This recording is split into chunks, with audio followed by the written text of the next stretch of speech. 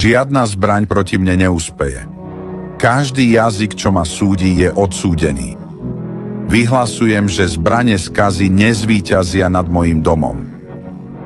Dnes hovorím, že moja rodina je chránená pred každým zlom. Krv Ježiša kryje môj dom, deti, manžela a všetkých u nás.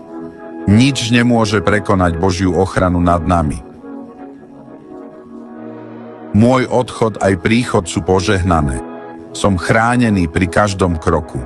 Ako vrchy Jeruzalem, tak ma Pán obklopuje a chráni.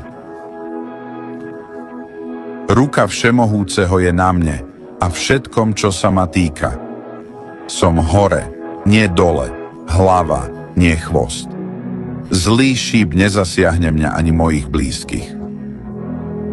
Prikazujem, aby sa zlé šípy vrátili odosielateľovi v Ježišovom mene. Posielam ich späť a vyhlasujem, že sa vrátia na prázdno. Pevne stojím v autorite Ježiša Krista. Ja a môj dom sme znamením a zázrakom. Sme svedectvom Božej milosti, priazne a ochrany. V Ježišovom mene kráčame vo víťazstve, zdraví a pokoj. Amen.